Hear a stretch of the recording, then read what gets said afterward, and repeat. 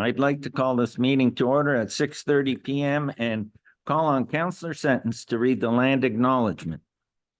Thank you, Mr. Mayor. The city of Thorold is situated on treaty land. This land is steeped in the rich history of the First Nations, such as the Hattawandronk, the Haudenosaunee, and the Anishinaabe, including the Mississaugas of the Credit First Nation. There are many First Nations, Métis, and Inuit people from across Turtle Island that live and work in Niagara today. The city of Thorold stands with all Indigenous people, past and present, in promoting the wise stewardship of the lands on which we live. Thank you, Councillor Sentence. Are there any declarations of interest? Seeing none, can I get a mover and a seconder to adopt the agenda?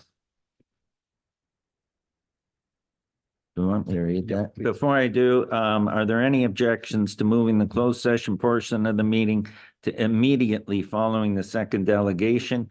This will allow council to hear legal counsel's advice prior to consideration of a report DS 6/2024.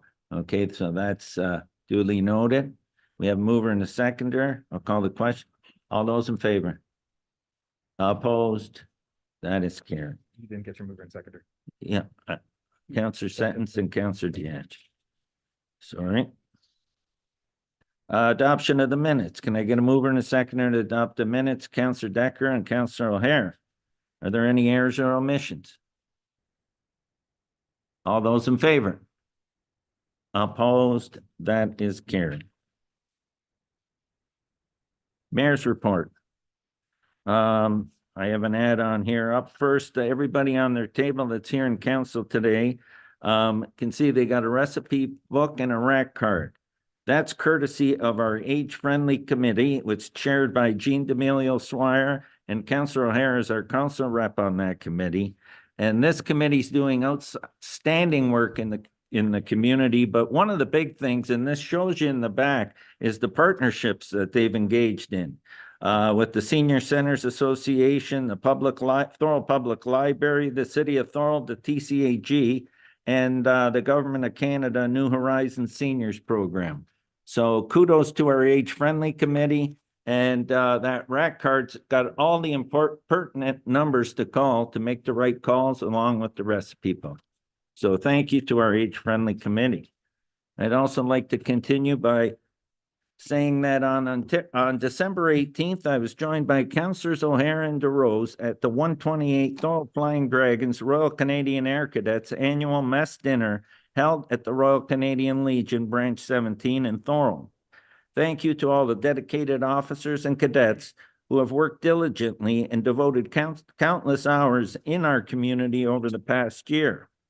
Under the leadership of Commanding Officer Teresa Parker, they have seen their membership grow and have now well over 50 cadets. We wish the best of luck as you transition to your new location at the Ellenberg Community Center. On December 19th, I made a presentation to the two holiday coloring contest winners, Lily Robbins and Owen Longo. Thank you to all the young artists who participated in this year's contest, and we look forward to next year. On December 20th, I was joined by Councillor Didavitas at the Bethesda Caregiver Appreciation Event, hosted in collaboration with Amici's Banquet and Conference Center, the Dividitis family, and the School of Culinary Arts at Niagara College. They celebrated more than 100 incredible parents and caregivers connected to Bethesda's Children and Youth Services. On January 10th, I was joined by CAO Manoj Dalwaria and Director of Development Services, Jason Simpson, for our Regional Governance Study presentation held at the Holiday Inn and Suites Conference Center in St. Catharines. This presentation was made to the Standing Committee on Heritage, Infrastructure, and Cultural Policy. Our PowerPoint presentation went very well, and we were part of the first group of presenters that included Regional Chair Bradley and Town of Lincoln Mayor Sandra Easton. We focused on housing, our growth, as well as cost-effective and efficient delivery service. On January 11th, I swore in the newly elected executive for the Thorold Seniors Citizens Association at the Senior Center on Carlton Street. Their membership is increasing, and they are running many new programs and events. Continued success moving forward. On January 12th, I made a presentation to the residential winner of the Thorold Festival of Lights. The residents voted for the second year in a row, Nick and Darlene Luchin of 1115 Barron Road were selected winners for their beautiful light display. Congratulations not only to Nick and Darlene, but to all those who entered this year's event. Congratulations to the TAA Under 21 Thorold Mounts B hockey team, who went undefeated, 5 wins, and won the 2023-2024 International Silver Stick Tournament in Moortown, Ontario. The tournament ran from January 5th to 7th, 2024. Once again, congratulations. Ice safety update. In an effort to keep everyone safe, we would like to remind everyone about the message for ice safety this year. As cold temperatures approach, we are asking everyone to refrain from skating on both Lake Gibson and Marlet's Pond. The Ontario Power Generation is working collaboratively with local fire departments to stress no ice is safe ice to avoid rescue efforts. Please keep this in mind as temperatures drop. Fire safety. In 2023, the City of Thorold did not have any fire fatalities. I would like to thank Thorold Fire and Emergency Services for keeping our community safe. Your dedication and commitment to the safety of others does not go unnoticed. A friendly reminder to check your smoke detectors and CO2 detectors to ensure that they are working. Have a home fire escape plan in place and practice home escape plans to educate you and your family on ways out in the event of an emergency. Please contact Thorold Fire and Emergency Services if you have any questions regarding fire safety or require further information. Our heartfelt condolences, thoughts, and prayers go out to the family and friends of Richard Zalznak, who passed away on January 7th, 2024 at the age of 85. Richard served on Thorold City Council, the Committee of Adjustment, as well as being an active member of various local organizations, including the Historical Society, Thorold Horticultural Society, Thorold Arts and Crafts Committee, and the Royal Canadian Legion Branch 17 Thorold. MP Vance Badaway will be hosting a community meeting on Wednesday, January 17th, which is tomorrow evening, from 6 to 7 p.m. at the Port Robinson Community Center. The topic of discussions will be the Port Robinson Train Yard. As winter approaches, please keep in mind that vehicles parked on the roadway prevent winter maintenance crews from clearing the roadway of snow in a timely, safe, and efficient manner. When a snowplow is forced to go around a parked vehicle, it leaves an embankment of snow, which creates difficulty for drivers and allows for a buildup of snow to occur on the roadway. Let's do our part to keep the roads clear and safe for everyone. Please remember, during snow clearing events, you are able to park on your apron until such time the plow has cleared your road. Your vehicle must then return to the road for parking. Extreme weather alert warming stations available. With the temperatures falling way below freezing, the Thorold Community Arena, located at 70 Front Street North, will continue to be available for individuals seeking relief from cold weather during operational hours, which is until 1 a.m., to stay safe and warm. As well, the library during its regular business hours. Thereafter, staff will make necessary arrangements at alternative locations. Please note, any individual who is outside in the extreme cold can also call 211 to connect with the Niagara Assertive Street Outreach Team. They are available to assist at any time. And that's the end of my mayor's remarks. Up next, presentations. I'll call on Carol Nagy, Executive Director of Hospice Niagara, for a presentation respecting approved expansions in the Niagara region for hospice palliative care. And is this She's online. and this will be an online presentation. Thank you, Mr. Mayor and council and staff, for having me tonight. I hope that the PowerPoint presentation is ready to go.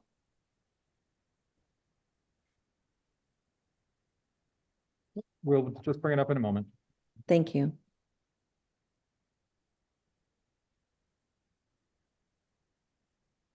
Sorry, Carol, it's in PDF form.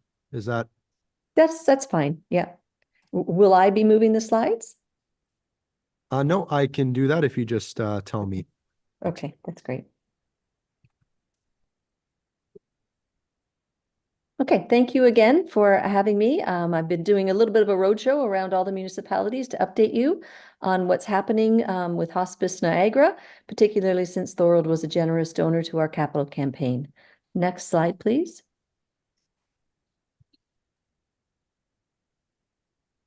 So we are opening 2 new centers of excellence, and they will have hospice and community services. One in Welland, from the generous donation of Walker Industries, is called Walker House. It is underway. It is 30% complete. We're building in partnership with Foyer Richelieu, and we hope to open in the summer of 2025 and start serving people immediately from all over the region at this resource. Next slide, please. We continue to be in the last stages of our planning for the other 10-bed hospice, which is opening in Fort Erie. Again, a generous family who have been in the Fort Erie area for years. The Wilson family donated to be the naming family for this hospice. We're projecting an opening in Fort Erie in 2026. So this will give us 30 beds across the region, but that's not all that Hospice Niagara does. So I'll just remind everyone that we help people to live well at home. So those people from the time of diagnosis all the way through to end of life, we're there to support people's journey, making sure that they live well, have the services that they need, and are answering all their questions and really wrapping our team of palliative care experts around that family, including medical care. Of course, we have the 10 beds hospice right now in St. Catharines, where we provide 24/7 compassionate care for people who are at end of life. Oh, previous slide, please. We also have support with grief and bereavement, and this is, of course, one of our fastest growing programs across Niagara. We help kids as young as 5 years old all the way through adults who may be struggling with a loss. We help them individually by various groups. We have for kids a telephone number that they can call if they need any support as well. And then we also have support for caregivers. We know if we can keep those people who are caring for others at home healthy and answer all their questions and doing well, that people can stay at home as long as possible. I welcome anyone to look at our website, hospiceniagara.ca, to find out more about these programs and how to fill out a referral. Next slide, please. Capital Campaign has received support from all of these municipal partners, so we're very excited. This was a great leap forward in our being able to build these 20 new beds, adding to what we already have in St. Catharines. Next slide, please. This expansion will ensure that we'll be serving over 900 people within hospice care. Again, another year where we only have 10 beds and we're turning away far more people than we can serve just because we don't have the capacity. So we're really pushing to get these new beds open. We help 37, actually far more than that. We're already at 2,800 people this year at home, and all those home services that I talked about, and then over 800 people in bereavement. Next slide, please. We can't do this without our volunteers. We have currently working with us at the Stabler Center and all of our programs and fundraising, over 350 volunteers. We'll grow that volunteer base from people across the region, and they'll put in so many hours to make sure that we can provide the care and the support that people need, both in their home and in the hospice. Next slide, please. We also know that there's economic impacts to this expansion. We will have at least 60 new healthcare provider jobs, and these are experts in end of life and palliative care. Many do not work full-time for us. We only have a core group, so they will be working in long-term cares and in hospital and carrying this expert knowledge into those settings, which is a good thing in healthcare. And annually, each hospice will be spending approximately $500,000 a year because we source everything local. And of course, in doing our builds, we're trying to source as many local companies as we can for the capital builds. Next slide, please. We've done well. We set the target of $18 million, I think, in 2019. Before we've had all this really this increase in construction costs, but we've held it at 18 million, and we found other ways that we can contribute and the Ministry of Health can contribute to these builds. So our public target towards 18 is 79%. So we're very happy with that. And when we look at all of the other contributions, we're 91% to target. So I know we will get that shovel in the ground in Fort Erie soon. Next slide, please. So we all experience death and dying and bereavement. It touches us, all of us, multiple times in our life. And we really believe that supporting people to live well until their last breath is a measure of humanity. And that is why at hospice, we do not charge for any of our services. We really believe this is what people deserve, and families deserve this kind of support at end of life. And again, there's our website, hospiceniagara.ca for anything about services, but for the campaign, Hospice Niagara close to home.ca. So thank you very much. Thank you, Carol. And I'm going to open the floor for any questions for Carol. Go ahead, Councillor Sentence. Thank you, Mr. Mayor. Through you, thank you for the presentation, Carol. I'll ask you the million-dollar question. Is Thorold in the plans anywhere? Do you have to have a donating family to get into this, or do you choose as you go along? For locations, the biggest challenge for locations, well, the two of them, one is finding the piece of land. That's the first. And I think the prior mayor of Thorold, we met a number of times looking for land in Thorold as we went across the region, looking on where to locate these new hospices. And also then it's ministry approval. But we certainly are at a point with our board of directors where we believe these two builds well underhand. And, you know, if there's a partnership through a municipality, we're open certainly to having that discussion. Great, thank you. I think we have the land, and keep us in mind. Thank you. Are there any other questions from the floor? Go ahead, Councillor O'Hare.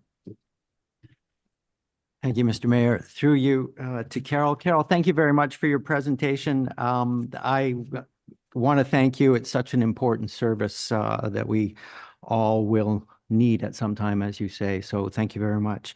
I took a look at your website, and I just wonder if you might mention a couple of things for our residents. Other programs that you have, I notice you have PCOT, your palliative care outreach team. Sounds like a very interesting program. And as well, your visiting volunteers program and your day hospice. So if you could just very briefly mention something about those, I'd really appreciate it. Okay, absolutely. So the palliative care outreach team was that team that I talked about that wraps their support around people living at home who've been diagnosed with a life-limiting illness. It has a palliative care physician, nurse practitioners from home and community care, as well as our psychosocial bereavement specialists, navigators, and our special volunteers. And we really work as a team with everybody in the community, including primary care, so your family doctor, to really meet the person's need and help them stay at home as long as possible, if that is their goal, while they manage pain and symptoms. It's a wonderful program for people. We have day hospice, and that's for people who live at home who now have maybe become a little bit medically fragile and aren't able to attend other programs, but still want that social interaction. So we have two programs, one in Welland, one in St. Catharines, but we give rides with our volunteers. They'll pick anybody up across the region and drive them into that program. It's once a week, and really it provides that person with a community, and we all know how important that is, as well as in old times before COVID, we had gourmet lunches, but now we send people home with a homemade lunch that they can enjoy later, but it also gives the caregiver in the home a little bit of a rest. And then the last program, I'm sorry, what was the last one you'd like me to speak to? The visiting volunteers. Visiting volunteers. So our visiting volunteers, they help out wherever they can in the home, either part of the PCOT team or maybe just a visiting volunteer. That was how we started the organization over 30 years ago, was volunteers who went and really stayed bedside with people who were at end of life. Well, now our volunteers can provide a little bit of respite for caregivers. They can companion people at end of life. They can answer a lot of questions. They can help out with a little bit of care, but also around the home. So they really, it depends on what the person is wanting and the family needs, and our specially trained volunteers are there to help. Thank you very much. Is there anyone else? Councillor Didavides. Through you, Mr. Mayor. Thank you, Carol. I just want to say thank you. It's important for Niagara. The staff, the volunteers are amazing. We had a family member in there in St. Catharines. They were very welcoming, they were kind, and they made such a difficult time a lot easier to deal with. So you have a great staff, you're doing a great thing, and I want to say thank you. Thank you very much. Thank you. Have anyone else? Go ahead, Councillor DeAngelo. Thank you, Mr. Mayor. Thanks, Carol, for your presentation. Sorry, I just want to piggyback on Councillor Sentence's comments. When's Thorold going to get an opportunity? So my question is, how can we help facilitate this and move it forward quicker than later? It is a service that's required by, like I know you'll be opening 20 new beds. That's only 30 across the whole region. And the demand is there. And I know there's a lot of families that as we start aging, there's more and more individuals that require this service. So what can we do from a council perspective to help move this process along? We're going into a strategic plan, so this could be something council could talk about. We have surplus lands that we could look at. So I'm asking you how you want us to help you make this a reality in the timeline a lot shorter. Yeah, I think, one of the best things is to talk about it as a council. I think including it in your strategic plan and looking at how you want to operationalize those asks. Some municipalities have struck committees, for example, and then have involved conversations with myself or a member of my team as part of those committees. It's always best that we work and plan this together, not independently of each other. Let's see what's possible. Well, on that note, I'm going to pass it over to our CAO to put that as one of the outreaches of the strategic plan that we meet with Carol and some representatives and see how we can filter this into our strategic plan. Thank you. Okay. Anyone else? Okay, seeing none, Carol, I want to thank you for your presentation, and we always appreciate when you come to council and give us an update. Thank you. Great, thank you. And thank you so much for your support. Okay, we're going to move on to 9.2, which is our Alzheimer Awareness Month presentation. And I'm going to call on John Netherway, Director of the Alzheimer Society of the Niagara Region Board of Directors, for the presentation. Welcome, John. Thank you.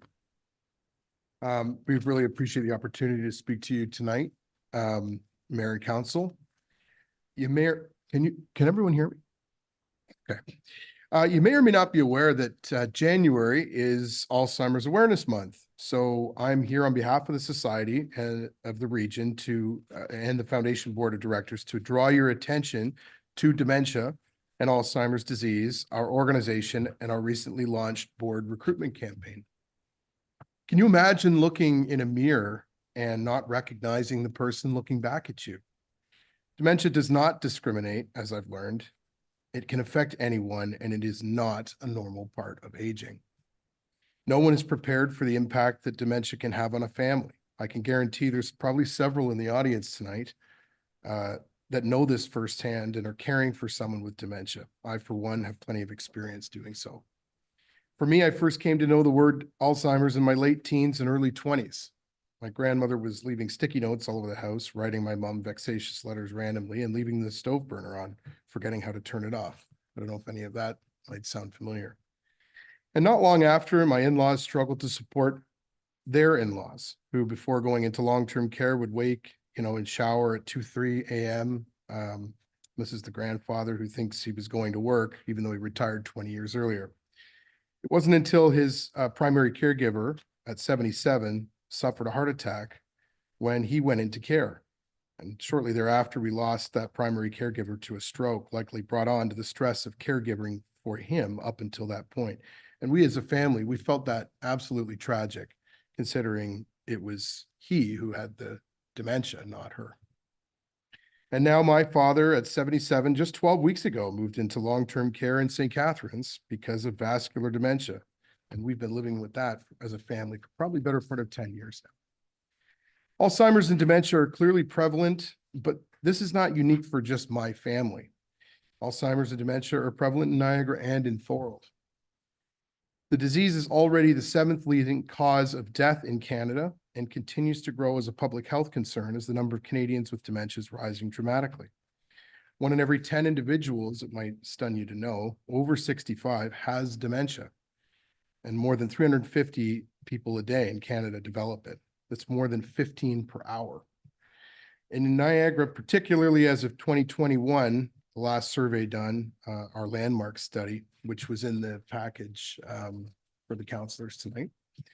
The population over 65 is 21%, which is higher than noticeably higher than the national measure of 19. So Niagara is particularly exposed.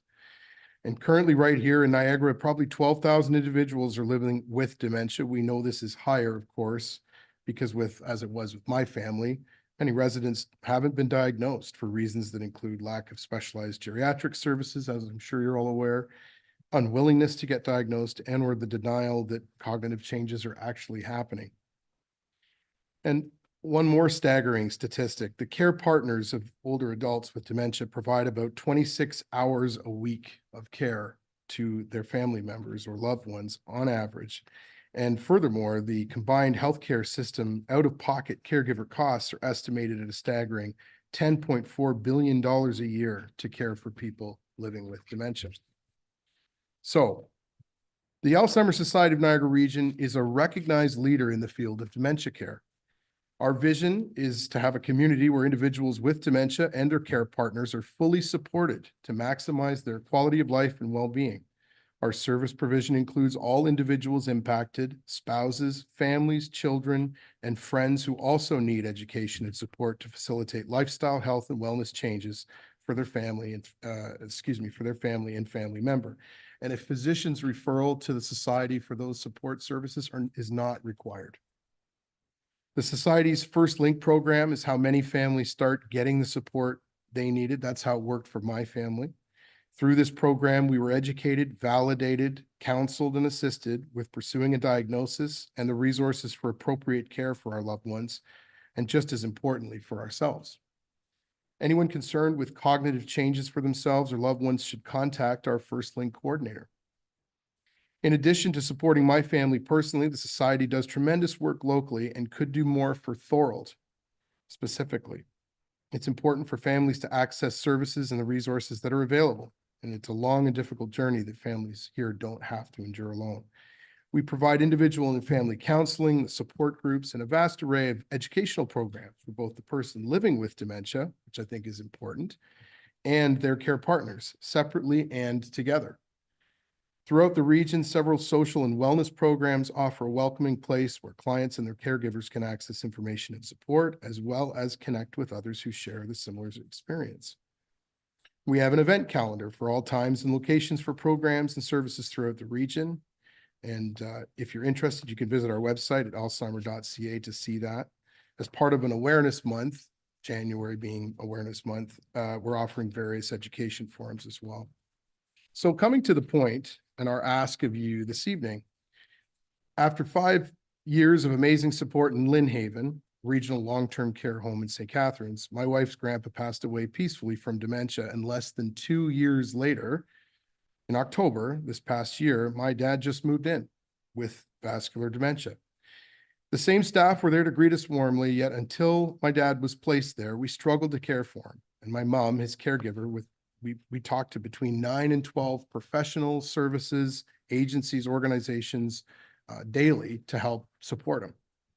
It was all an impossible challenge, and the only entity that had been there for us consistently from the start, all along, providing continuity of care and support throughout the journey, our touchstone, as it were, was and very much still is the Alzheimer's Society of Niagara.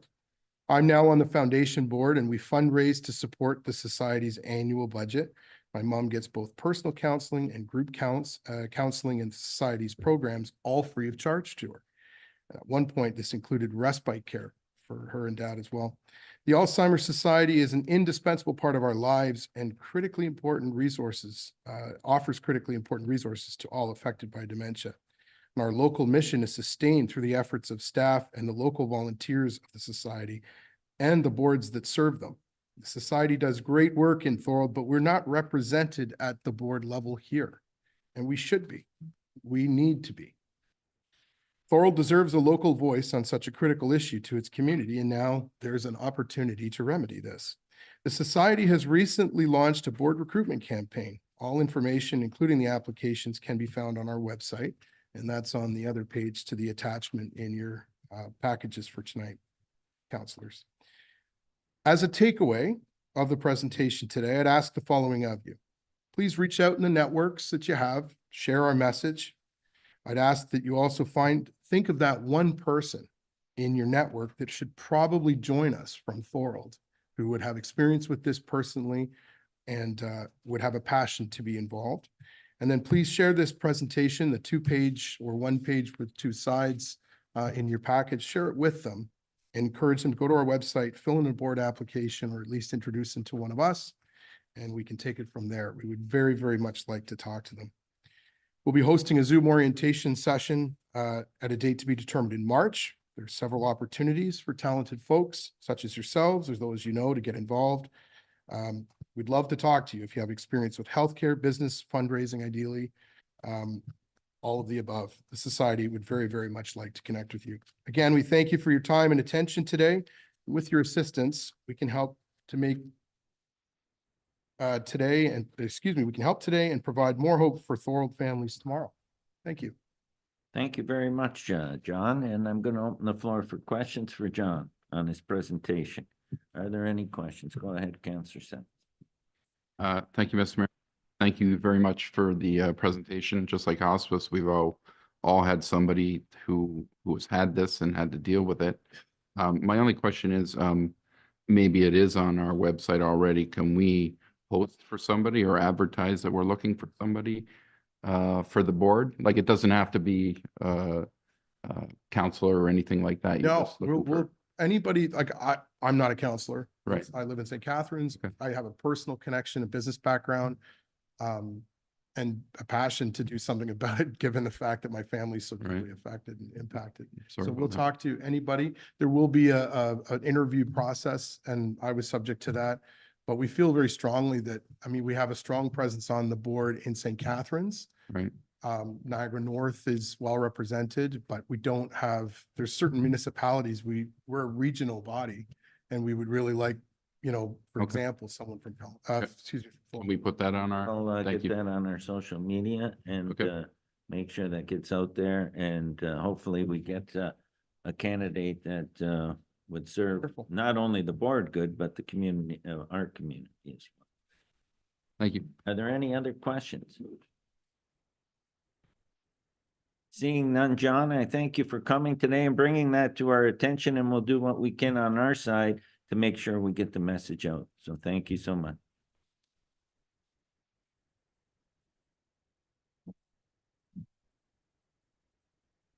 Okay, we're going to move on to delegations. And up first, we have report PWCS for 2024 respecting proposed all-way stop sign control, Canby Street and Hamilton Boulevard. I'll call on resident Ron Devereaux for his delegation respecting the proposed all-way stop control at Canby and Hamilton Boulevard. Ron, you're up. You have up to 10 minutes to make your presentation.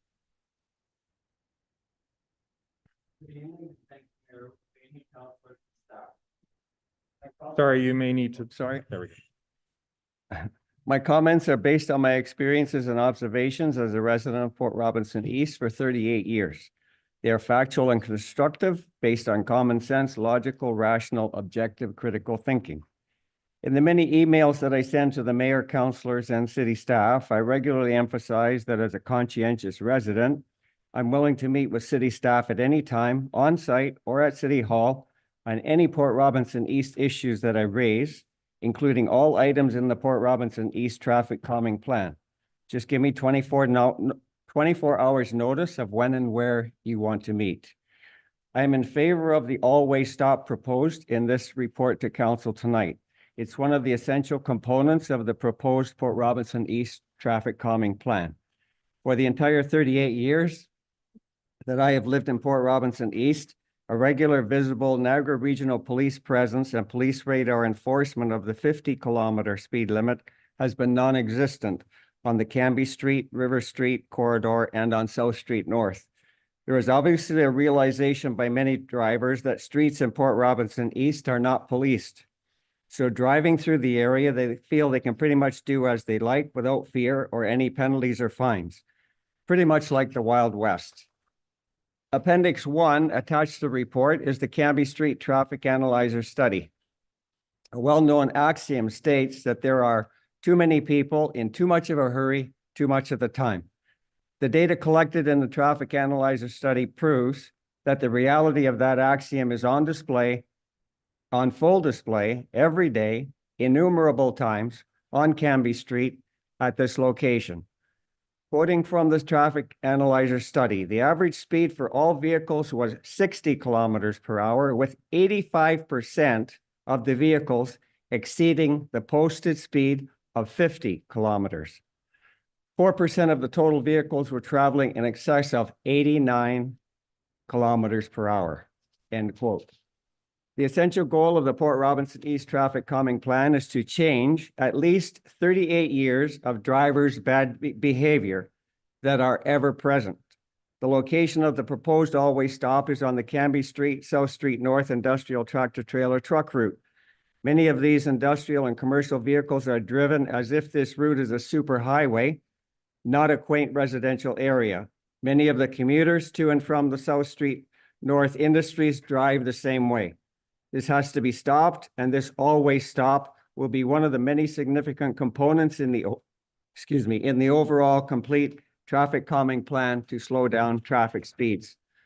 On December 13th, 2023 at 9:01 a.m., I sent two very detailed emails to the mayor, all councilors, and senior city staff management, outlining the need for the comprehensive, cohesive, complete Port Robinson East traffic calming plan to be included and fully funded in this year's budget, and for all the items to be installed and the plan fully completed this year also. So my first request here tonight is for a confirmation that that will in fact happen. And in those December 13th emails, I also stated that Thorold City staff needs to present the final overall village plan from Allenport Road to Bigger Road of all the elements of the overall traffic calming plan to the Port Robinson residents in one last public information center meeting in early 2024. That last PIC meeting needs to be held from 7 p.m. to 9 p.m. In previous emails, I have clearly indicated that holding PIC meetings from 5 to 7 p.m. is not a convenient time for many of the working residents and adults of families with young children. So my second request here tonight is for a confirmation that that last PIC will in fact happen soon. So approximately, what is the date when that will be held? Special note, the items included in all of the aerial photos prepared by city staff for the PR East traffic calming plan are good and very much needed. These aerial photographs can be seen in links on the city website. In the proposed traffic calming plan, as soon as drivers enter Port Robinson East, it must be obvious that changes to their existing bad habits are required. So for the final traffic calming plan to be comprehensive, cohesive, and complete, it needs to specifically show the exact placement of every individual sign, traffic control item, road paintings, markings, etc., included in the overall traffic calming plan that is going to be put into place on every street in Port Robinson East. The emphasis in my December 13th emails was that currently the existing aerial photographs prepared by the city staff do not show all of the entire required items.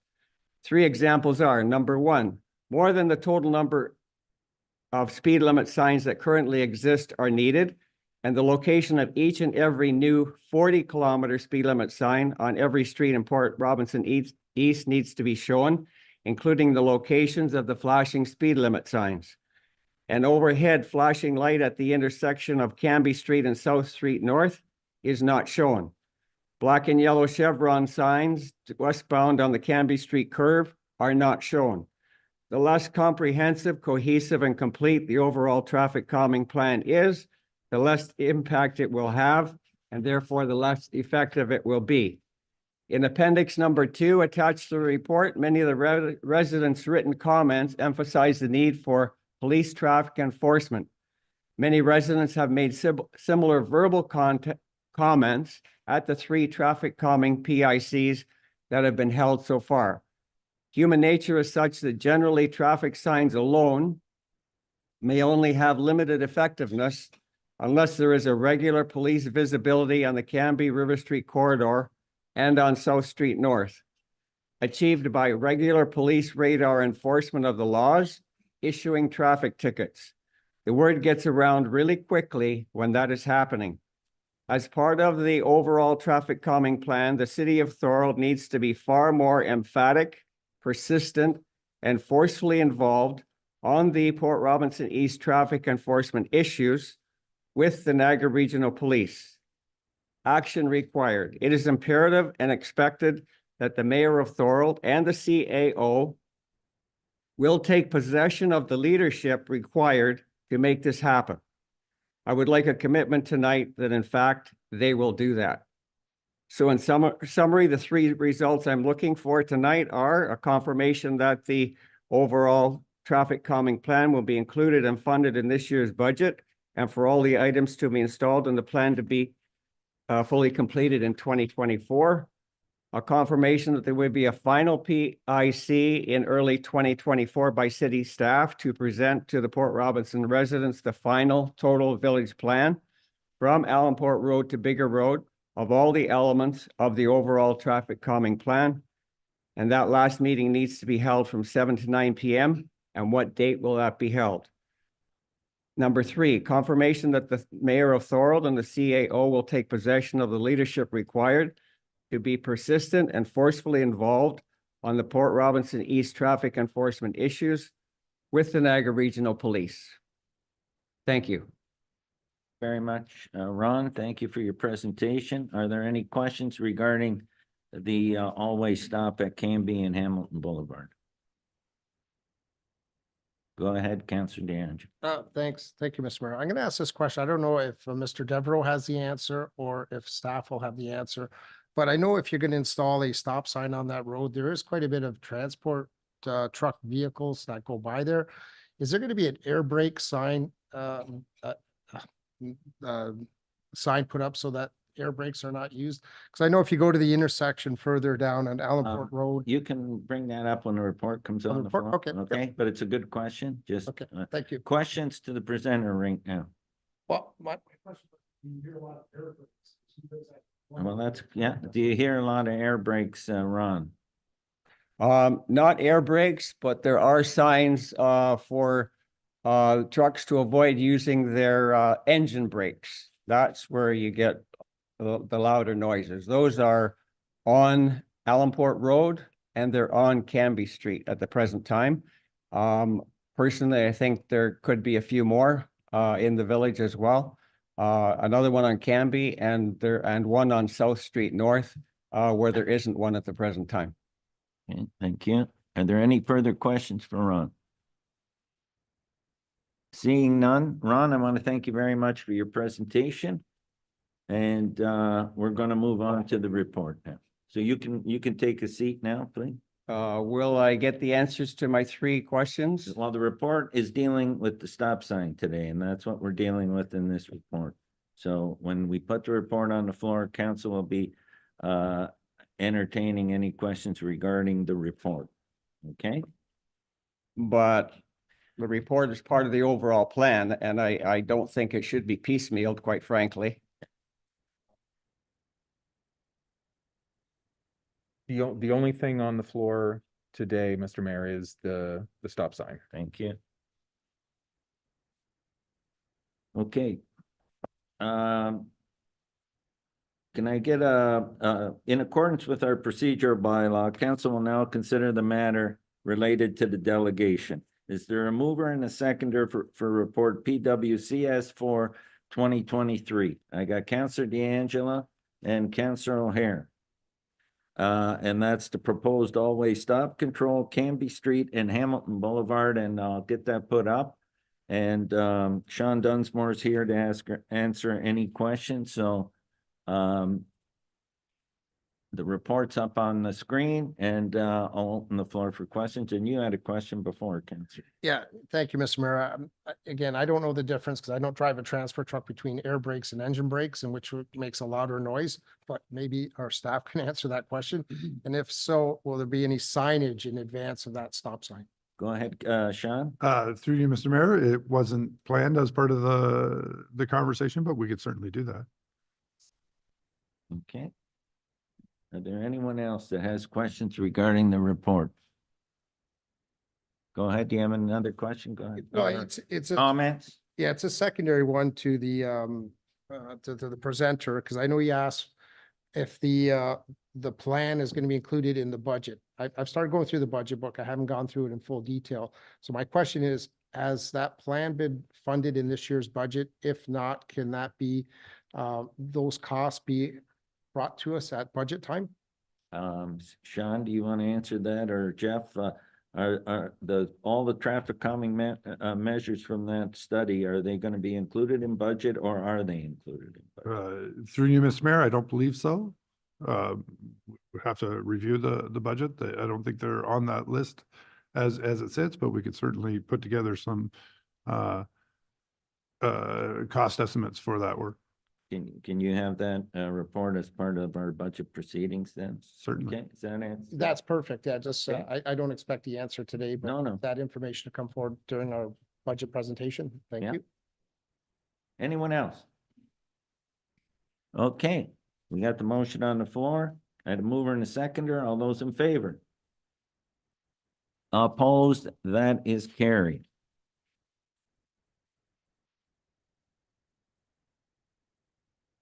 Up next, report DS 6/2024 respecting long-term lease request, Thorold Housing Group.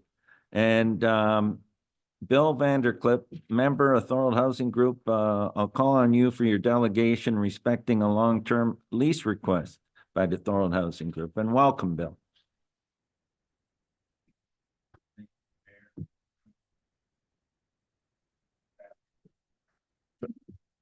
Opportunity to address this issue. We understand you have that report before you, and I trust all the councillors have had a chance to review that report. And we appreciate that council, in response to the presentation we made earlier last year, did ask for that report, and that the city staff has finalized that report. And council, of course, is well served when city staff exercises due diligence and gives careful consideration to matters such as this. That being said, we're concerned with the recommendation to council in the report, and are grateful for this opportunity to clarify our position and to raise some questions about the key facts and background in that report. And the report on page 1 lists a few key facts, and I'd like to deal with them kind of in the order that they're presented. And the first point is that this lease that we are discussing would be with a solid, long-standing, charitable, not-for-profit housing organization. It's not a private supportive housing development, as is indicated in the first key fact. It's we are dealing with Bethlehem Housing and Sports Services, a not-for-profit charitable organization. All of us on the Thorold Housing Group are concerned citizens and volunteers working in response to a growing need in our community. That's why we're pushing for this. It's not for personal benefit. In the next key fact, the area or land in question is designated for future development. there is a need in our community. This land is available. It has lain unused for decades here in the community. Our community already has concerns for folks with housing needs on our streets in our downtown. And having a facility such as this would impact the issue and serve to revitalize our community, as is mentioned in that key fact.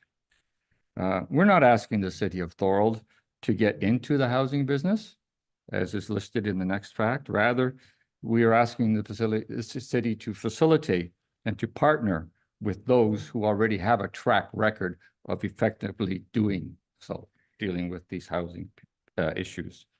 In the report, city staff highlight that the city should have a strategy to partner with other levels of government, with developers, with landowners, with residents. And on page 7, it says so. And this is exactly what we're offering as a group, this partnership.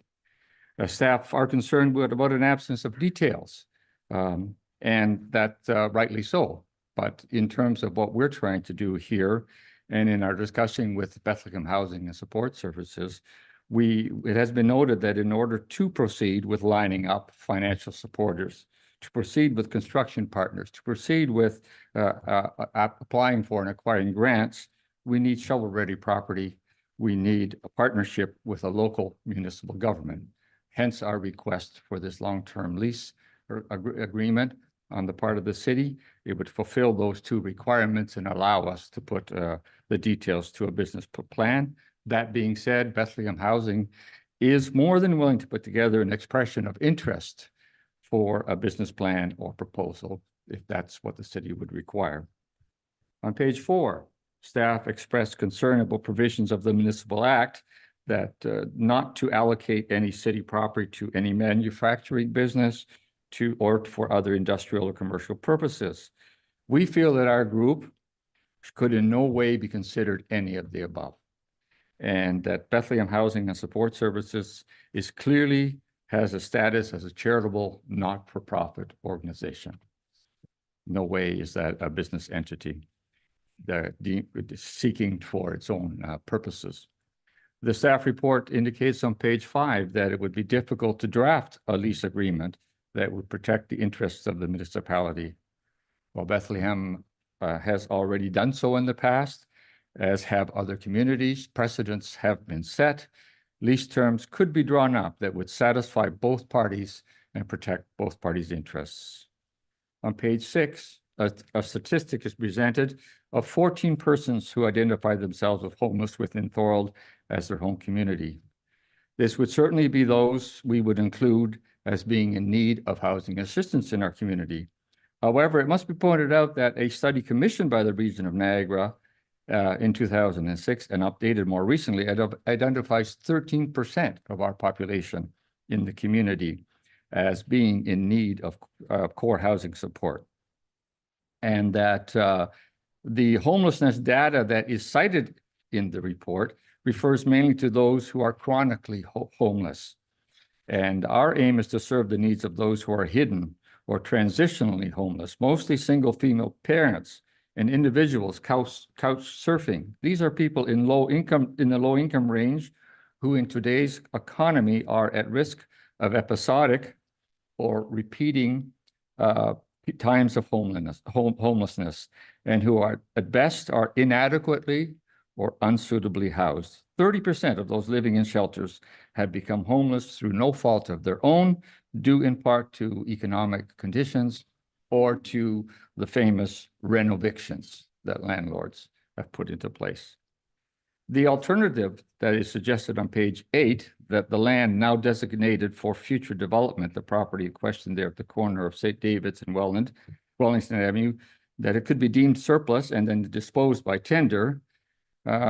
This would add significantly to the cost of us providing the type of housing that we have in mind, and likely would make it next to impossible to be affordable to those whom we seek to service.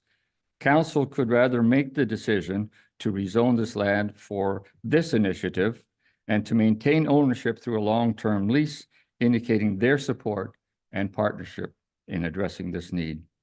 In summary, we feel that the grounds given by city staff in their recommendation to council are unfounded and unjustified. As an example, the report expresses liability concerns about the city entering into a lease agreement with an outside party. Lori Beach, who's here tonight from Bethlehem Housing and Support Services, has noted in an email that there are ways to protect all parties through long-term lease arrangements with contingencies if something goes awry with one of the parties. Bethlehem has 20 to 40-year lease agreements already in play that have been developed by very smart lawyers that include protecting the municipalities as partners. This, therefore, and several other concerns in the report are unjustified and unnecessarily cautious part of the city. Our suggestion is that a lease agreement be drawn up with requirements that are to be met within a specific time frame that would address any concerns on the part of the city. And that if these requirements would not be fulfilled, then these would be annulled and the property would still be in the city's hands. We regularly hear in the news of the housing crisis. We all know that that's a fact that we're dealing with in our times and culture. Let's be a community that not only acknowledges that there are needs among us, but actively responds to those needs. Many communities are doing so. Provincially and nationwide, we regularly hear encouragement for communities to respond to this growing public concern. I thank you for this opportunity to address you, and I wish you wisdom, councilors, as you discuss this report later in camera. Thank you. Bill, thank you for coming and presenting, and I'm going to open the floor if there's any questions of Bill. We're going to talk about the report after, but if you have questions regarding what he spoke about, by all means, councilors, go ahead, Councilor Simmons. Yeah, thank you, Mr. Mayor. Through you, thanks for the presentation again. I know I've talked to you a few times. I just have a few questions. Approximately how many units do you think, I know you can't be exact, but that could be on this property? As I said, the details of a plan are, Yep. Yeah. it's too preliminary for us to do so, but our goal is 40 to 60 units of mixed housing. So they would include, a few bachelor units, they would include 1 and 2 bedroom units. And we want support services on site and a common area for common activities where there'd be some mutual accountability. That's kind of our vision for this to be.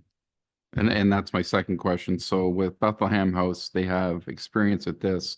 They would run it. They would be in charge of it. And this wouldn't turn into, a slum of some sort or downtrodden. It would be taken care of, and they would be in charge of it, which they've done in other places, correct? That's right. They have 2 or 3 sites, 4 sites going on in this.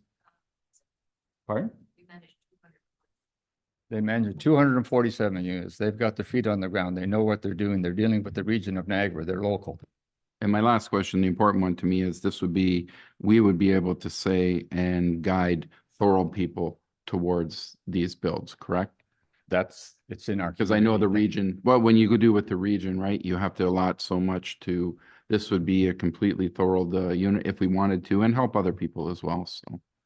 That's our vision. It's to serve our community, to serve the needs of those living right here. Great, thank you very much. Thank you. I got Councilor Hanley next. Go ahead, Councilor Hanley. Thank you, Mr. Mayor. Through you to the presenter. Bill, what municipalities in the region presently have donated land so that these projects could be built? Are they within the region? You had mentioned that other municipalities have gone in partnerships with Bethlehem House. Could you tell us which ones? I'm not familiar, maybe Lori is, of another community in the Niagara region. I'm familiar with the city of St. Thomas, Ontario, which is somewhat distant from here, which has done that. They've donated a significant parcel of land to address the needs there. Yeah. Okay. By references that we have leases, long-term leases with private sector, but also with the government. Yeah, and Lori just mentioned here in the background that they do have long-term leases, not only with governments, but also in the private sector. Thank you, Bill. Any other questions, Councilor Hanley? No other questions, Mr. Mayor. Thank you. You, Counselor DeRose. For you, Mr. Mayor. Bill, thank you. Your heart is definitely in the right place. We need more of you in Thorold. I love what you've done and what you continue to do. I was going to ask a similar question to Counselor Hanley. Is there any way going forward? Because I know this isn't going to, go away, whether regardless of what the decision is later tonight. But if you can identify some locations for us, and just I'd like to who knows, visit them and just have a look to see what's possible, because we have to keep our minds open to situations like this. I know the city's not in the it's not going to replace the region as far as socially assisted living is, but I'd like to find out more about it and just learn more myself. But thanks again, Bill. Wonderful stuff. Thank you. Thank you, Counselor. Is there anyone else that has a question? Go ahead, Counselor DeAngelo. Thank you, Mr. Mayor. Thanks, Bill, for your presentation. Thanks for coming again and being persistent. Just a couple of questions. One is, you talked about community support services for the building, but would those services also be available to other residents of Thorold? Is that sort of the vision too, or is it just to service those that live in the building? Well, we are hoping that the service agencies that exist to service people in the Niagara region would locate, maybe have an office or a time a week in that building. As I said, we are hoping that there's a public area, a common space that could be used for those purposes. I mean, those details are not totally written in stone yet, but that's our vision, to incorporate that into this housing project. Okay, to me, that makes sense, because now it's not just the utilization of the individuals, but the surrounding area that can benefit from the services. Yeah. Which, the other one was you mentioned that, if need be, you put it, Bethlehem would put an expression of interest. Would that be more defining of like the units, sort of what type of building? Is that what you envision through the expression of interest? So it gives more clarity of what we could sort of expect to see? I would expect that some of those details would be in that kind of a proposed plan. Okay. Yeah. Okay, I'll leave it at that for now, because I know there'll be further discussion, but I might be bringing that point up a little bit more. But thank you for the answers. Thank you, Counselor. Counselor Longo. Thank you, Mr. Mayor. Through you to the presenter, Bill, thank you for the presentation. I just would like a bit of clarity on a few things that you said there, Bill. First of all, could you educate me on Bethlehem housing? My understanding, and again, I could be totally wrong, is that just a Niagara entity, or is Bethlehem housing throughout the province? No, they're located here in St. Catharines, and they focus on the Niagara region. Yeah. Okay, so when you said that there are lease agreements in place with other municipalities, so is St. Catharines, have they leased land to Bethlehem housing? The P3 partnership on 111 Church Street that was the most recent building. It's a partnership between a private sector developer, the municipal government of St. Catharines, and the regional government as well, and Niagara plus Niagara. Sorry, could you maybe step to the podium? You're not hearing that, but Lori mentioned that there's a. Yeah, if you could come to the podium, please. Sorry. Thank you. Come on. Given that the Yeah, you're answering the question. Thank you, Lori. I appreciate you addressing us. and thank you for your questions. We have long-term leases, and we've been involved in every one of our builds that has partnership agreements with the not only the municipal government or the city of St. Catharines and the city of Niagara Falls, but also as through a two-tiered government with the region. And the most current project that we did on 111 Church Street was what we call a P3 partnership model. So there was an agreement with not only between ourselves, where we are actually leasing the building. So we lease the entire 127 unit building. And because it is run much like like all of our other buildings, which are a nonprofit charitable housing organization. So we are the main tenant of the building. But then that also meant that in order to have all of the other incentives that we were able to qualify for, we then therefore also had an agreement with the city of St. Catharines and the region itself, as well as Niagara Regional Housing. So we now have a 40-year lease on that building, plus a management agreement and a municipal capital facility agreement with the city of St. Catharines and the region of Niagara. So it's a three-way agreement. There are actually 3 legal documents that were created to ensure that we could protect that property and ensure that it is for the purpose of affordable and housing with supports for 40 years. Okay, I appreciate that detailed answer because it would be much easier for us and the legal opinion to maybe piggyback on agreements that have taken place in the Niagara region already. So I really do appreciate that. Agreement.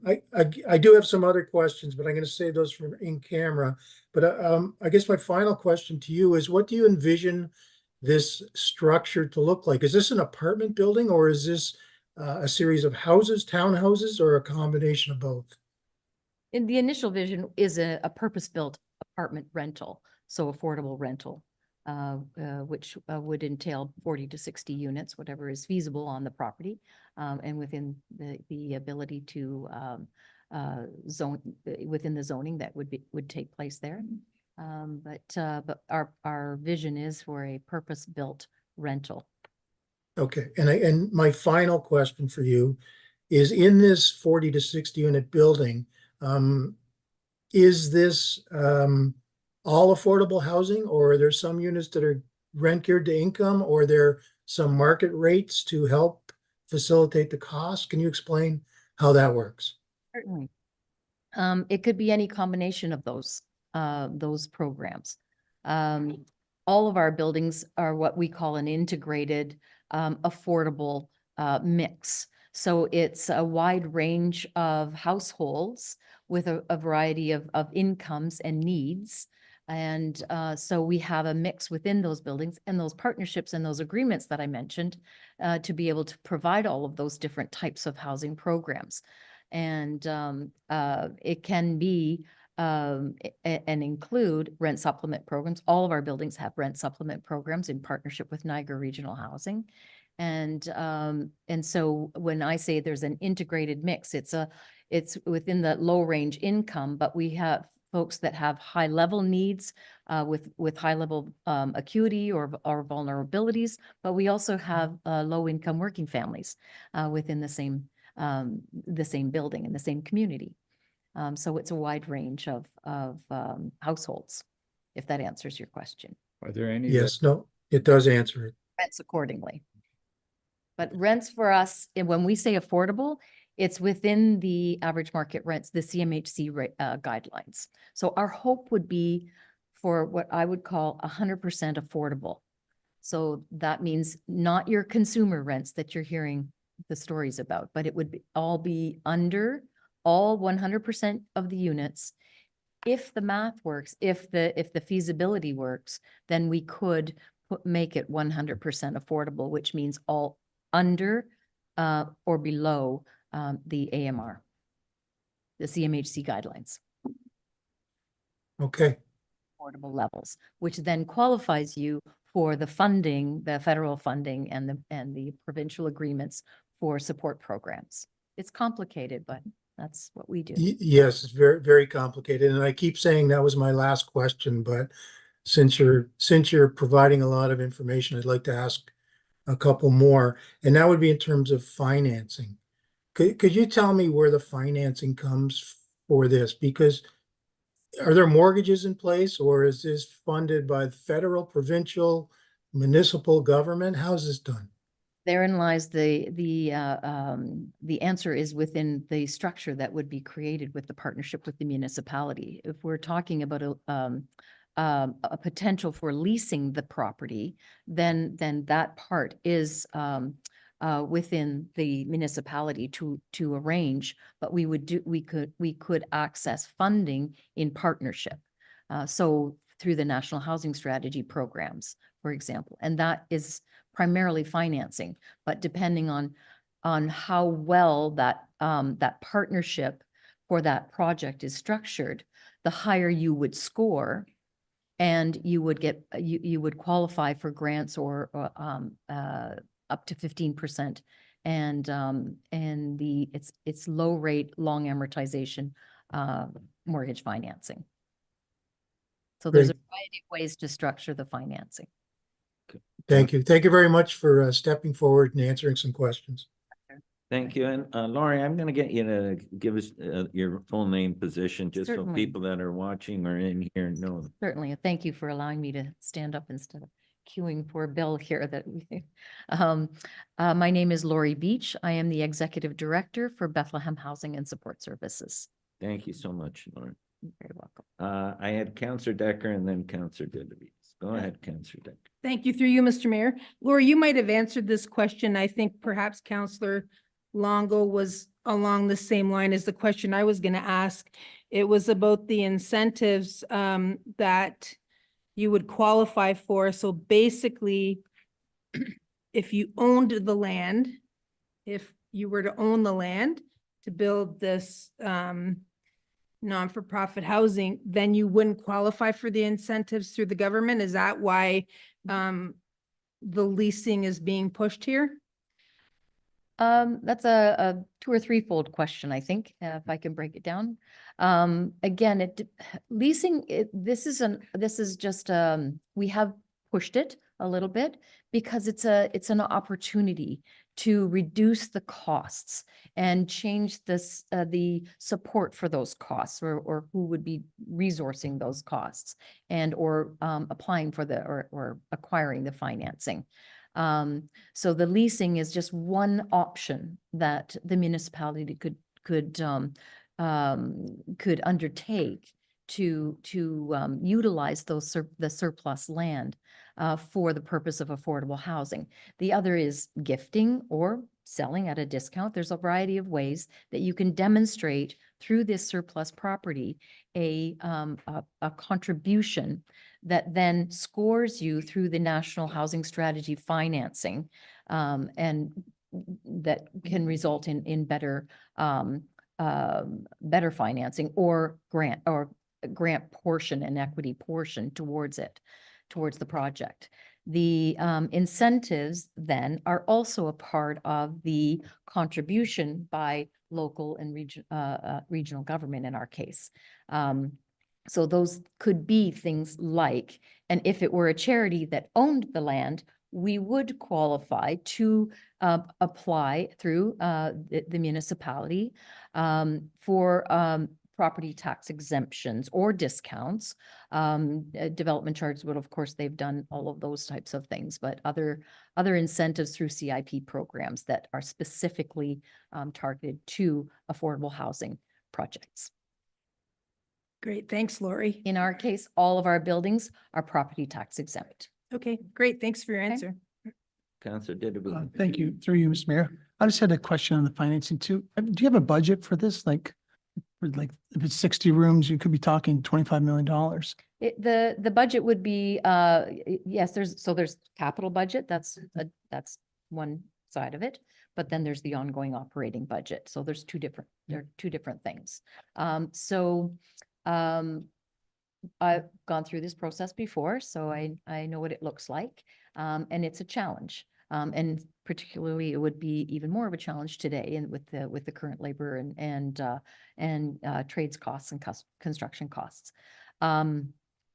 So that's an exercise that you would go through once you have the property and you are able to conduct all the all the appropriate studies and the feasibility studies. So that means you do your preliminary design stage, and then then you go through that process of building a pro forma budget for the capital side. Okay, And then that's when you get all those partners involved to work that through. Okay, I So was that's just that curious first- with first the, if side. the numbers so- would work with the financing and the interest rates now. Yeah. And Yeah. if you had any money secured already or any grants lined up already? No, and that's what Bill was emphasizing, is that in order to participate in all of the affordable housing development opportunities and programs, you can't even talk with them until you have a shovel-ready piece of land. Hence why we are pushing for this, because surplus properties are there, they're available, that all municipalities and provincial governments, federal, there's lots of government surplus properties. The push is because this is one of the only ways in which we have left to be able to do this, to be able to build a 100% affordable, true affordable, that can meet the needs of the most vulnerable in the community, the lowest income range.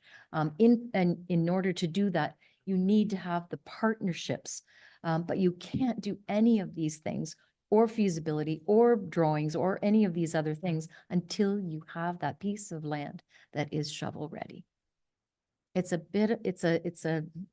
It's not an easy way to go, but that is the condition. No, it's not. You're stuck in a hard place there. Exactly. And it's a horse before the cart, chicken and egg, all those cliches come into Thank play.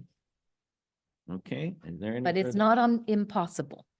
There any further questions before we move? Councillor DeRose, do you have a question? Yes, through you, Mr. Mayor. Yeah, thank you for stepping forward. You've been very informative.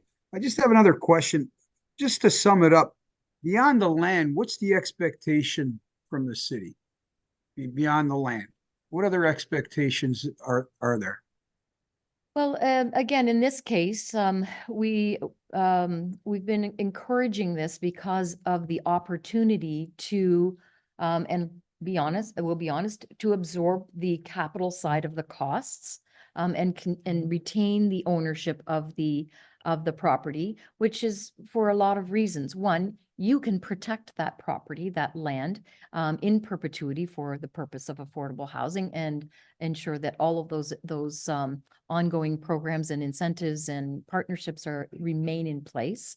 So there's, that's just one of those, again, those opportunities that we're encouraging, because it's not easy for ourselves, Bethlehem Housing. We have no ability to build and buy property and build and develop on our own. I have encouraged this group to encourage you to work with the surplus land opportunity. When we first went down this road a few years ago, we looked at many pieces of property, privately owned included, and we talked to several owners of those properties and developments. This is not an easy thing to take on. It's becoming harder and harder. And as you hear me speak, I can talk about this for hours. As many of you know, and Mr. D'Angelo, we've been down this road before, and it's complicated, but it can be done. The idea is that you look at what you've got, and you have a surplus piece of land that we have felt, and we talked with and worked with the some of the staff members. We walked through that property. We created a vision for it, and so that's, it can be such a great opportunity to do it this way. But it also can be, as I said, gifted or sold for a good price, or some sort of arrangement. There's a variety of different ways, and other municipalities are going down this very same road that you're going down, looking at all these different opportunities and different options to work with their surplus properties and what they can do with them, and especially to meet the needs of affordable housing. So you're not alone in this, but we have encouraged this because it's a direct, complete partnership with the municipality to retain the ownership and that part of the responsibility. When we say you're not getting into the business of housing, maybe that is your perspective, but that is why you would partner with an organization like ours. We take all the rest on. the building that we lease, we've been managing that building for 3 years now successfully and making a small profit. But of course, the profits get turned back into the building to retain the building and sustain it and ensure that it's protected over the long term. So we know that model can work. And so we're encouraging you with this particular option because it's a way for you to retain the ownership of that land. It's a way to protect yourselves and the building to ensure that it continues to be for the purpose of affordable housing. Thank you, Lori. Thank you. And yeah, and Lori, can you please, and I mentioned this to Bill earlier, can you send council like the addresses of places that are on the go, the addresses of locations? Yeah, I'd like to visit some and just have a look and just out of curiosity. Thank you so much. Worries. The city of Toronto is certainly entertaining this option as well. I just presented a report to Bill today. The Ontario Builders Association has done a complete report on municipal surplus lands with all of those options, gifting, ownership, and leasing. Yeah. Thank you. Any further questions? Seeing none, I want to thank Bill and I want to thank Lori for coming to council and presenting this evening. And thank you for all the work you do, not only in the city of Thorold, but throughout Niagara. Thank you, and thank you for listening. Okay. Before we can deal with the long-term lease report, staff have external legal counsel in attendance to provide counsel with advice respecting the matter. To receive this advice, council will need to move into closed session portion of the meeting and consider report DS 6/2024 immediately following. Council will consider all closed session items at the same time, so council doesn't need to go into closed session twice this evening. If members of the council would like to ask questions concerning items 16.1 confidential PWCS 9/2024 respecting the transfer of city-owned land with Ontario Power Generation, or item 16.2 confidential PWCS 10/2024 respecting 62 St. David's Road, we will include those items in the closed session now. Does any member wish to go into closed session with either of these two items, or that they have questions or concerns that they want to address in camera? That's regarding the other two reports. Are we doing all three, or do you want to just do the one that we were talking about? You want to expand? Yep, so that? just to clarify, Mr. Mayor, we're going in to receive the legal advice. There's one other confidential update as well that we'll do at this time. There are two reports that are in closed session, and if members of council have questions on those reports, we need to know now so that we can deal with them at this time, and we'll include it in the motion. If not, then we won't go in on those, and we'll just deal with them in business arising from closed as we would normally. Is that clear? Yep. Go ahead, Councilor O'Hara, and then Councilor D'Angelo. Thank you, Mr. Mayor. I'm not sure if we received those reports, so I would like to see them. Thank you. You want to just deal with all the reports and we go into Put them all in. closed session? I would concur, Mr. Mayor, with that Okay. comment, but I didn't see him in our closed session agenda on eScribe. So when you're talking about these reports, I've never even seen them yet. Okay, So so we need to go in closed session on all these. reports. definitely. That's okay. Okay, so we are going into closed session on all the reports. So do you want me to repeat that, or? I'll just put the whole motion up, Mr. Mayor. Okay, put the whole motion on so that it's clear not only to council, but to the general public that are watching. That council do now move into closed session for the purpose of receiving information of a confidential nature respecting: number one, a matter of a proposed or pending acquisition or disposition of land. I can't see you because of the Sorry. By the municipality. of land, what? Sorry, I can read it for you, Mr. Mayor. Yeah, So- because I'm cut off by this. So a matter of proposed or pending acquisition or disposition of land by the municipality under section 239 2 sub C of the Municipal Act 2001 transfer of city-owned land with Ontario Power Generation, a matter respecting a position plan or instruction to be applied to any negotiations carried on or to be carried on by or on behalf of the municipality under section 239 sub 2 sub K of the Municipal Act 2001, 62 St. David's Road, a matter of advice that is subject to solicitor-client privilege, including communications necessary for that purpose under section 239 sub 2 F of the Municipal Act, long-term lease request, Thorold Housing Group, and a proposed or pending acquisition or disposition of land by the municipality under section 239 2C of the Municipal Act, Kiefer Mansion. Okay, those are the four items that will be going into closed session. Can I get a mover and a seconder to go into closed? Mr. Mayor, Yes. point of order. Go ahead, Counselor. I'm a little concerned, Mr. Mayor. I have no previous information on three of these items that we're going in camera for. And I don't want to do something that is outside of the municipal act. Again, I don't know if anybody else has seen it, but I've checked my closed session agenda and there is nothing there. And I have no idea what we'd be talking about. Okay, and I'll turn it over to the clerk to explain. Mr. Mayor, I'm just checking to see if there was an e-scribe error. I'll try and push it out to everybody so they can see it again. But at this point, you could still go into closed session to ask any questions or hear information on it. Council can then decide what to do with that after the fact.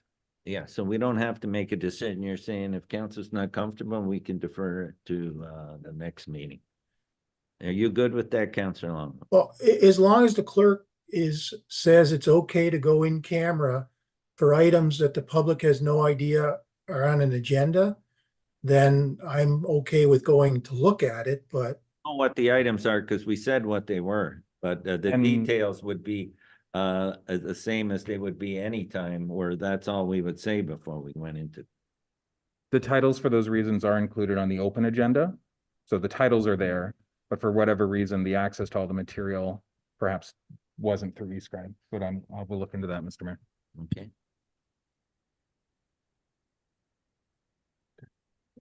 Okay, Councilor Longo. So the information we would normally, as the clerk said, give out prior to going into closed session is there, and it's stated as we normally would.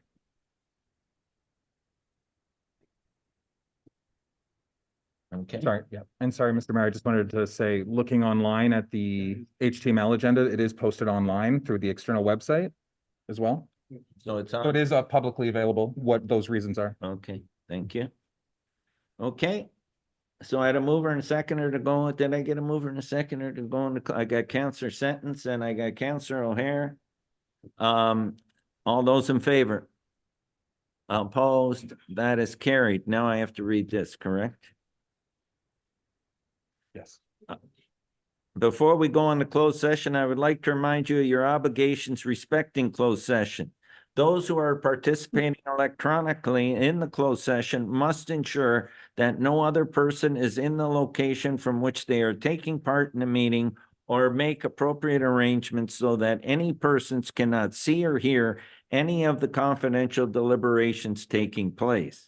If this is not possible, you must withdraw from the meeting until it has reconvened in open session. And that is going to be set on, they have the link. Yep. So for the counselors that are available online and our external legal counsel, there is a confidential closed session Zoom link that you've been sent. You can log in with that, and that'll be the access. For those in the chamber, we'll ask you to please exit the chamber. Once closed session is complete, you'll be welcomed back in for the remainder of the open session.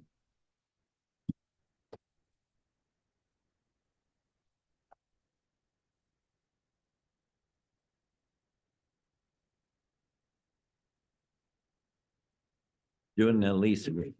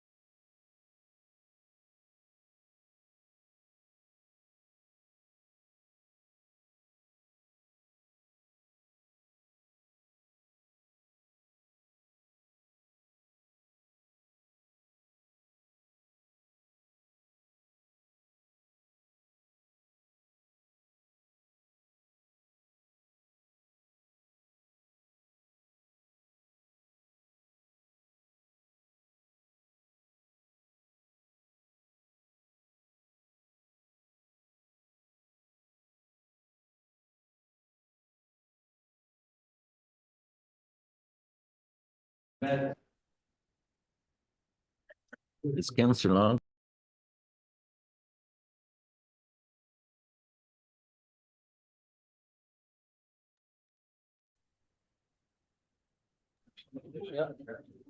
Okay. I'd like to bring this council meeting back to open session at 9:26 PM. And I'll turn it over to the clerk so that we can get these motions.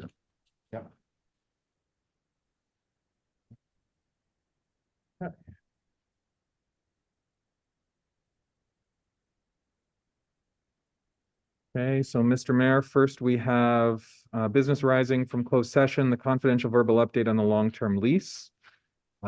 This is just that the confidential verbal update be received and the staff proceed as directed in closed session. Just need a mover and a seconder. Can I get a mover and a seconder? Councillor Sentence, Councillor Decker. All those in favor? Opposed? That is carried. Second item. Thank you, Mr. Mayor. So in accordance with the procedural bylaw, continuing from the original delegation on the matter, we'll now proceed to report DS 6 2024 as presented in open session. Again, you'll just need a mover and a seconder. I need a mover and a seconder for the report. Is there any discussion regarding that? Okay. All those in favor? Opposed? That is carried. Okay, continuing with business arising from closed session with regards to the second confidential verbal update related to Kiefer Mansion, that the information be received.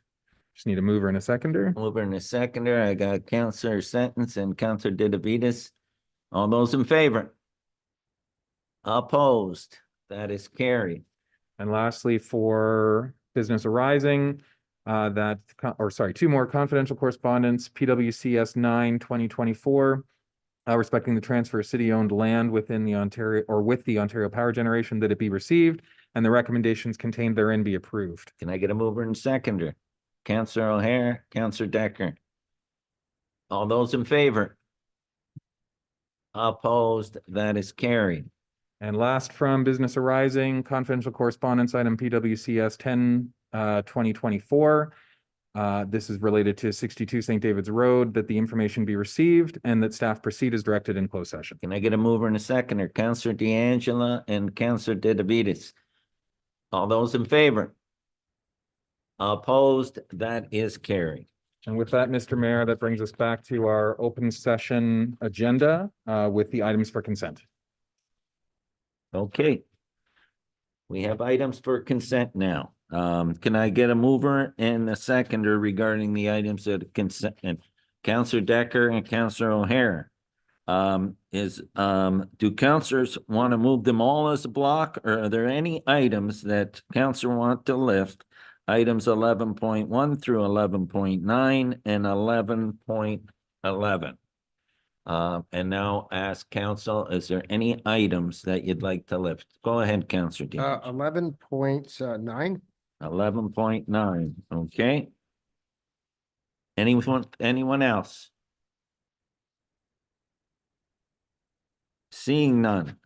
I had a mover and a seconder, and we're going to move 11.1 through 11.8 and 11.11. All those in favor? Opposed? That is carried. 11.9 and that's PWCS 3 2024, proposed all-way stop control Front Street and McNamara Street. And Councillor D'Angela, go ahead. Yeah, if we could just put the picture up that shows the proposed stop signs. Yeah. And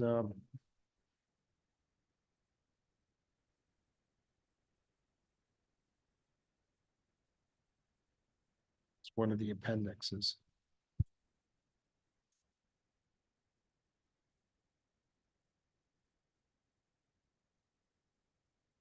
Yeah, my question regarding the picture is, I know it's been supported in a lot of it's in principle. I think this is the first time I've seen an actual picture of where the stop signs are going to go on Front Street. My concern has the business, which is Julie's Tires. Have they spoken to that they're going to have a stop sign right where the cars exit out of the mechanics area? Like, is that something that's been discussed with them? Or even the other, because there's a lot of businesses along there, but specifically that stop sign there, on the right, well, if you're looking at it, it's on the right-hand side there. It's going to be right where cars are backing up constantly coming out of the garage. Is that something that's been addressed with the Julie, the owner of Julie's Tires? Through you, Mr. Mayor, Go no, it ahead. has not. We will certainly do our best to put it in a location that doesn't interfere with their business, but no, we have not specifically talked to them about it. Okay, maybe if I can make an offer, a suggestion, I don't think they're gonna go in the month of January. Maybe have a discussion with the business owners on that street to make sure that's, or they may have a suggestion to come up with a better location or how it's gonna be managed so that cars are not backing into it, or if the queue lining up, stopping there is not causing problems with cars backing out, because there's a lot of traffic there. So I just want to make sure by putting the stop sign, we don't cause further problems.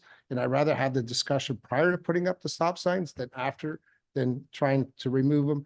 A good example is the speed humps on Thorold Road. You put them in, you take them out. Like, let's avoid that. So let's do some due diligence. And So if we pass this, it's based on the fact that we're going to have a meeting with Julie's Tire and go over that sign. I would say the business, yeah, Julie's Tires, and there's performance heating too. I don't know how much that's going to impact them, but I would talk to those two are going to be directly impacted by that stop sign. So I would like to see some discussion with those. Yep. To make sure that they're okay with how it's going to be coming out, and it's It's duly noted. And Sean, you've got that? Okay. Through That's you, a good Mr. Mayor, point. yep. Okay. Okay, we have a mover and seconder. All those in favor? Opposed? That is carried. Okay. We move on to items for consideration. Up first is CAO 1/2024 approval of payments for transitional tax increment grant program agreement 614 Albert Street, East Thorold. Can I get a mover and a seconder for this? Counselor D'Angela, Counselor Sentence. Are there any questions regarding this report?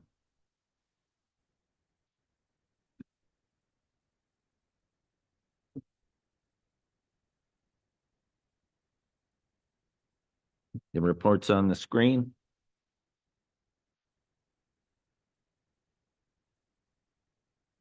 Don't see any questions. All those in favor? Opposed? That is carried. 12.2 CLC 2/2024 City of Thorold nomination to Niagara Region's Transit Strategy Steering Committee. Correspondent CLC 2/2024 is asking council to nominate a regional councillor or local councillor to represent the city of Thorold on the region's new transit strategy steering committee. Regional Councillor Whalen has expressed interest in the appointment. Go ahead, Councillor DeAngelo. I'm just looking for a little bit of clarity, because when I'm reading the report, it talks on the resolution, it's the Niagara Region's Transit Strategy Steering Committee. Yeah. But when I read the report, it says the Transportation Strategy Steering Committee. So is it a transit one, or is it the Transportation Steering Committee? And they're both the same acronym, TSSC. So is it the transit one, or is it just a transportation? It's transportation. Okay, it's not transit. No. Okay, because So that's what they've done in the region, if they've taken some subcommittees and they've moved them all under one umbrella now, like the Circle Route and different ones like that will all be under this now. Because they used to report there at the end, so they just put them all together. Okay, Okay. yeah, it's just the report says transit. And No, then it the says- transit is a separate one. That's the one Councillor Longo sits on. Okay, because that's what I was gonna do, is if this was a transit one, I was gonna nominate Councillor Longo to sit on this. No, he's already on that.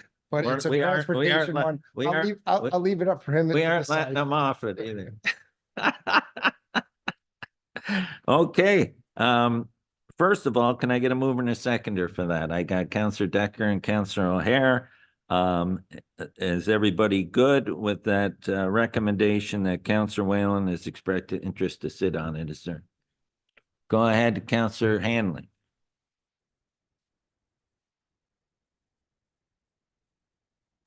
I'm good, Mr. Mayor. Okay, thank I you. just had my hand in the air, just habit here, sorry. I was using my hand as for reading the memorandum. Thank you. Is there anyone else want to speak? Okay, we had a mover. Yeah, just put transportation. We will do that. We did. Yeah.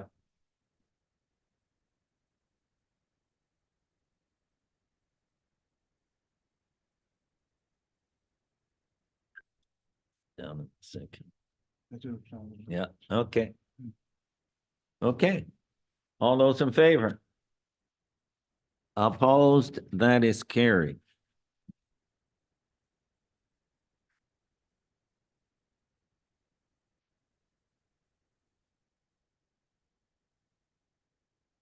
D3, administrative penalties policy. Can I get a mover and a seconder for that? I got Counselor Dedivides. Can I get a seconder?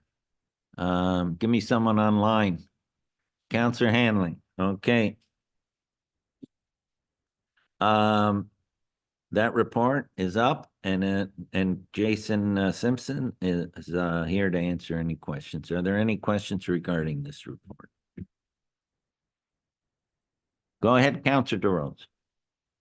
Yeah, could I just get Jason to summarize it in a few words, please? Thank you. Through you, Mr. Mayor, I'm not sure if I could only use a few words here, but the under the Municipal Act allows municipalities to adopt an administrative monetary penalty system, as council is aware that we have done. One of the regulations passed under the Municipal Act pertains specifically, well, it's OREG 33307.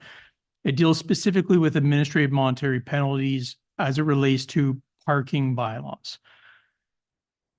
The municipality, in that regulation, it identifies that should a municipality use administrative monetary penalties, they have to have these particular types of policies in place.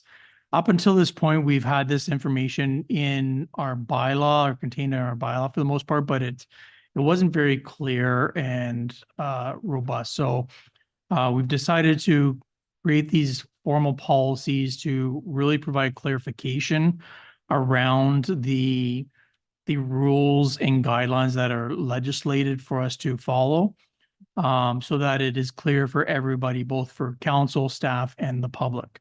And these would all be available to the public as well. So the first one basically just identifies that those with power, specifically those that are elected to represent the community, will not interfere in a biased way with the penalty system. The second one just identifies that when conflict of interest, whether real or perceived, exists, how to address those situations and how to avoid those situations as it relates to the penalty system. And the third one identifies a process should a member of the public have a complaint with regards to how the penalty system is administered, then provides a process to follow for investigating that complaint. Counselor? Counselor DeRose, does that answer your question? Sorry, Mr. Mayor, thank you. Yeah, no, it froze for a bit, but thank you, Jason. Appreciate it. Okay, is there any further discussion regarding this? I got a mover and a seconder. All those in favor? Opposed? That is carried. Okay, we have a notice, are there any notices of motion before I do the notice of motion that's on the floor tonight? Okay, seeing none, I have a motion, reconsideration, environment, climate change, and biodiversity advisory committee's meeting schedule. And so we need to first. Yep. So the motion on the floor is that council reconsider its decision that was made previously. The original resolution passed by City Council is on the screen as well, so that council can see that. This is moved by Councilor O'Hare. You just need a seconder and it requires a 2/3 majority. Once that passes with 2/3, the original motion as passed by council is on the floor and open for amendment. Okay. I got a second. Are you seconding that motion, Councillor Sentence? Okay. So what we're doing right now is we need 2/3 to reconsider. Okay, so all we're doing now is a 2/3 vote is required to reconsider the motion, and then we'll put that on the floor. Okay, so I have a mover and a seconder. All those in favor? And I don't know what's up.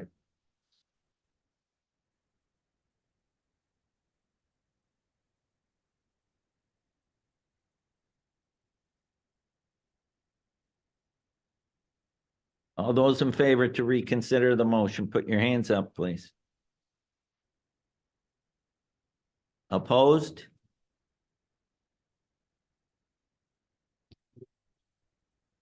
That fails. It fails, so the motion will not be reconsidered. Okay?